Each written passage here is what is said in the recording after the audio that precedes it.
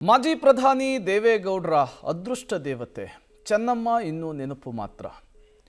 ಉಸಿರಾಟದ ಸಮಸ್ಯೆಯಿಂದ ಐಸಿಯುನಲ್ಲಿ ಟ್ರೀಟ್ಮೆಂಟ್ ಪಡಿತಾ ಇದ್ದಂತಹ ಚೆನ್ನಮ್ಮ ಇಹಲೋಕವನ್ನು ತ್ಯಜಿಸಿದ್ದಾರೆ.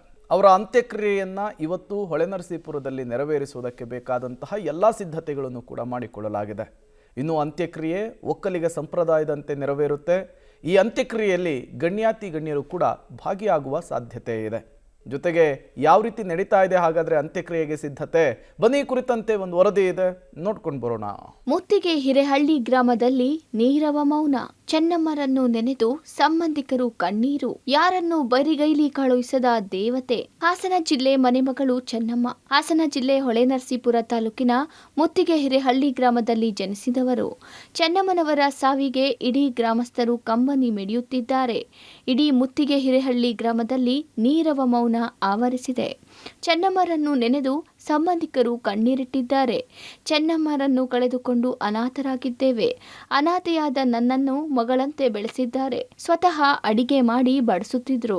ಹಳ್ಳಿಯಿಂದ ಯಾರೇ ಬಂದರೂ ಬಸ್ ಚಾರ್ಜ್ ಕೊಟ್ಟು ಕಳಿಸುತ್ತಿದ್ರು. ಇವತ್ತು ಅವರಿಲ್ಲ ಅನ್ನೋದು ನಮಗೆ ನಂಬೋಕೆ ಆಗ್ತಿಲ್ಲ ಎಂದು ಗ್ರಾಮಸ್ಥರು ಭಾವುಕರಾಗಿದ್ದಾರೆ. ಕಳ್ಕೊಂಡಿವಲ್ಲ, ನಾವೊಂದು ದೇವ್ರ ಅನ್ಕೋತಾ ಇದ್ದೀವಿ. ಚೆನ್ನಾಗಿದ್ದೆ. ನಾವು ನಮ್ಮನ್ನು ಅವರ ಸೋದರದತ್ತೆ ಮಗಳು ನಾನು. ನಮ್ಮ ತಂದೆ ಅವ್ರ ಸೋದರ ಮಾವ, ನಾನು ಸೋದರದತ್ತೆ ಮಗಳು. ಆಗಿನಿಂದಲೂ ನನ್ನನ್ನು ಕಂಡ್ರು ಅವಳು ತಬ್ಬಲಿ ಮಗಳು ಅಂತ ನನ್ನನ್ನು ಚೆನ್ನಾಗಿ ಇಟ್ಕೊಂಡು ಚೆನ್ನಾಗಿ ಕಂಡ್ಕೊಂಡು ಹೋದ್ರು.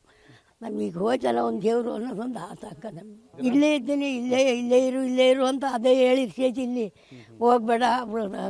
ತಮ್ಮ ಸತ್ತೋದ ಎಲ್ಲ ಇದ್ರಲ್ಲ, ಯಾರು ಇಲ್ಲ ಕಣವರಿ ಬೆಂಬಲಾಗಿ ನೀನಿರು ಇಲ್ಲೇ ಅಂತ ನನಗೆ ಇಲ್ಲೇ ಇಟ್ಕೊಂಡವ್ರೆ.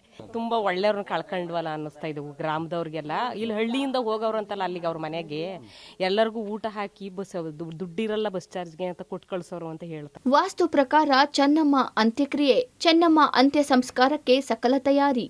ಅಪಾರ ದೈವ ಭಕ್ತಿಯಾಗಿದ್ದ ಚೆನ್ನಮ್ಮರ ಅಂತ್ಯಕ್ರಿಯೆಗೆ ವಾಸ್ತು ಪ್ರಕಾರವೇ ಸ್ಥಳ ನಿಗದಿ ಮಾಡಲಾಗಿದೆ. ಬೆಂಗಳೂರಿನ ಖ್ಯಾತ ವಾಸ್ತು ತಜ್ಞ ಹರಿಪ್ರಸಾದ್ ಅವರಿಂದ ಸ್ಥಳ ನಿಗದಿ ಮಾಡಲಾಗಿದ್ದು, ಈಶಾನ್ಯದಲ್ಲಿ ಭಾರ ಇರಬಾರದು, ಉತ್ತರದಲ್ಲಿ ಮತ್ತು ಪೂರ್ವದಲ್ಲಿ ತಗ್ಗಿರಬೇಕು, ಪಶ್ಚಿಮ ಮತ್ತು ದಕ್ಷಿಣದಲ್ಲಿ ಎತ್ತರ ಇರಬೇಕು, ಅಲ್ಲದೆ ಆ ಎರಡು ದಿಕ್ಕಿನಲ್ಲಿ ಭಾರ ಇರಬೇಕು. ಅದರಂತೆ ಅಂತಿಮ ಸಂಸ್ಕಾರದ ಜಾಗ ಸಿದ್ಧಪಡಿಸಿದ್ದಾರೆ. ವಾಸ್ತು ಪ್ರಕಾರ ಏನಿಲ್ಲ, ಬಾಡಿ ಕುದಿಸವಲ್ಲ, ಅದಕ್ಕೆ ಎ ಸೈಡ್ ಎಷ್ಟು ಪ್ಲೇಸ್ ಬೇಕಿತ್ತು ಅನ್ನೋದು ಹೇಳಬೇಕಿತ್ತು. ಅದು ಪೂರ್ವದಲ್ಲಿ ಜಾಸ್ತಿ ಇರಬೇಕು, ಪಶ್ಚಿಮದಲ್ಲಿ ಕಮ್ಮಿ ಇರಬೇಕು, ಉತ್ತರದಲ್ಲಿ ಜಾಸ್ತಿ ಇರಬೇಕು, ದಕ್ಷಿಣದಲ್ಲಿ ಕಮ್ಮಿ ಇರಬೇಕು. ಅದು ವಾಸ್ತು ಸ್ಥಳಕ್ಕೆ ಆ ಥರ ಇದ್ರ ಮೇಲೆ ಒಳ್ಳೇದಾಗತ್ತೆ ಅಂತ ಪ್ರಾಕ್ಟಿಕಲಿ ಪ್ರೂಫ್. ಅದು ದಕ್ಷಿಣ ದಿಕ್ಕು ಹೈಟ್ ಇರಬೇಕು, ಪಶ್ಚಿಮ ದಿಕ್ಕು ಹೈಟ್ ಇರಬೇಕಿತ್ತು, ಉತ್ತರ ದಿಕ್ಕು ಡೌನ್ ಇರಬೇಕಿತ್ತು, ಪೂರ್ವ ದಿಕ್ಕು ಡೌನ್ ಇರಬೇಕಿತ್ತು ಅಷ್ಟೇ. ಈಶಾನ್ಯದಲ್ಲಿ ಏನು ಭಾರ ಇರಬಾರದು, ಅದೇ ವಾಸ್ತು. ಚೆನ್ನಾಗಿದೆ ಸರ್, ಚೆನ್ನಾಗಿದೆ. ಅದ್ರ ಸಲಕ್ಕೆ ಸರಿ ಮಾಡಿ ಬಿಟ್ಟೈತಿ ಈಗ ಅಷ್ಟೇ. ಪಬ್ಲಿಕ್ ಎಲ್ಲ ಭಾರ ಇರಬೇಕಿತ್ತು, ವೆಸ್ಟ್ ಅಲ್ಲಿ ಭಾರ ಇರಬೇಕಿತ್ತು, ಸೌತ್ ಅಲ್ಲಿ ಭಾರ ಇರಬೇಕಿತ್ತು, ಪಬ್ಲಿಕ್ ಎಲ್ಲಲ್ಲಿ ಬರ್ತಾರೆ. ಚೆನ್ನಮ್ಮ ಅಂತ್ಯಕ್ರಿಯೆಯಲ್ಲಿ ಕೇಂದ್ರ ಸಚಿವರು ಭಾಗಿ. ಯಾವುದೇ ತೊಂದರೆ ಆಗದಂತೆ ಕಾನೂನು ಸುವ್ಯವಸ್ಥೆ. 450ಕ್ಕೂ ಹೆಚ್ಚು ಅಂಗಡಿಗಳು ಸ್ವಯಂ ಪ್ರೇರಿತ ಬಂದ್. ಇನ್ನು ಇಂದು ಸಂಜೆ 4:30 ಚೆನ್ನಮ್ಮರ ಅಂತ್ಯಕ್ರಿಯೆ ನೆರವೇರಲಿದೆ. ಅಂತ್ಯಕ್ರಿಯೆ ನಡೆಯುವ ಸಿದ್ಧತೆ ಸ್ಥಳದ ಬಗ್ಗೆ ಸ್ವತಃ ಮಾಜಿ ಪ್ರಧಾನಿ ದೇವೇಗೌಡರು ಬಂದು ಪರಿಶೀಲನೆ ಮಾಡಿದ್ರು. ಈ ವೇಳೆ ಎಚ್.ಡಿ. ರೇವಣ್ಣ ಹಾಗೂ ವೈ.ಎಸ್.ವಿ. ದತ್ತ ಜಾಗದ ಬಗ್ಗೆ ಸಂಪೂರ್ಣ ವಿವರಣೆ ನೀಡಿದ್ರು. ದೇವತೆ ಕಳ್ಕೊಂಡ್ಬಿಟ್ಟೆ ಸರ್, ನಮ್ಮ ತಾಯಿ ದೇವತೆ ಇದ್ದಂಗೆ. ನಮಗೆಲ್ಲ ಈ ಮಟ್ಟಿಗೆ ಬರ್ಬೇಕಾದ್ರೆ ನಮ್ಮ ತಾಯಿ ಆಶೀರ್ವಾದ. ಇವತ್ತು ದೇವತೆ ಇಲ್ದಲೇ ನಾವು ತಪ್ಪಲಿ ಆಗಿದ್ದೀನಿ ಸರ್. ದೇವರೇ ಕಾಪಾಡಬೇಕು. ನಮ್ಮ ತಾಯಿನ ಶೃಂಗೇರಿ ದೊಡ್ಡ ಗುರುಗಳು ಚೆನ್ನಮ್ಮನರೇ ಬನ್ನಿ ಅಂತ ಅನ್ನೋರು. ಈಗ ಎಲ್ಲಿ ಯಾರೇ ಹೋದ್ರು ಒಂದು ದಿವಸ ಒಬ್ಬರನ್ನೇ ಆಗಲಿಲ್ಲ. ಅವ್ರ ಕೈಲಾದಷ್ಟು ಊಟ ತಿಂಡಿ ಹಾಕಿ ದುಡ್ಡು ಕೊಟ್ಟು ಅವ್ರ ಕೈಲಿ ಏನಿರುತ್ತೋ ಕೊಟ್ಟು ಕಳಿಸೋರು. ಸೀರೆ ಕೊಟ್ಟು ಇದು ಕೊಟ್ಟು ಎಲ್ಲ ಅವ್ರಿಗೆ ಏನೇ ಕಷ್ಟ ಇದ್ರು ಅದೆಲ್ಲ ಇದು ಮಾಡೋರು. ಇವತ್ತು ದೇವತೆ ಕಳ್ಕೊಂಡ್ಬಿಟ್ಟಿದ್ದೀರಿ, ನಾವೆಲ್ಲ ತಾಮ್ಲಿ ಆಗಿದ್ದೀರಿ.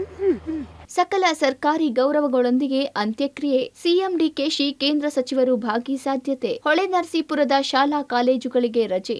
ಇನ್ನು ಅಂತ್ಯಕ್ರಿಯೆಗೆ ಕೇಂದ್ರ ಸರ್ಕಾರದ ಪ್ರತಿನಿಧಿಯಾಗಿ ಕೇಂದ್ರ ಸಚಿವ ಖಟ್ಟರ್ ಹಾಗೂ ಕೇಂದ್ರ ಸಚಿವ ಜೋಶಿ ಭಾಗಿಯಾಗಲಿದ್ದಾರೆ. ಸಿಎಂ ಡಿಕೆ ಶಿವಕುಮಾರ್ ಸೇರಿದಂತೆ ಹಲವು ಗಣ್ಯಾತಿಗಣ್ಯರು ಆಗಮಿಸಲಿದ್ದಾರೆ. ಹೀಗಾಗಿ ಹರದನಹಳ್ಳಿಯಲ್ಲಿ 2, ಹೊಳೆನರಸೀಪುರದಲ್ಲಿ 3 ಹೆಲಿಪ್ಯಾಡ್ ನಿರ್ಮಾಣ ಮಾಡಲಾಗಿದೆ.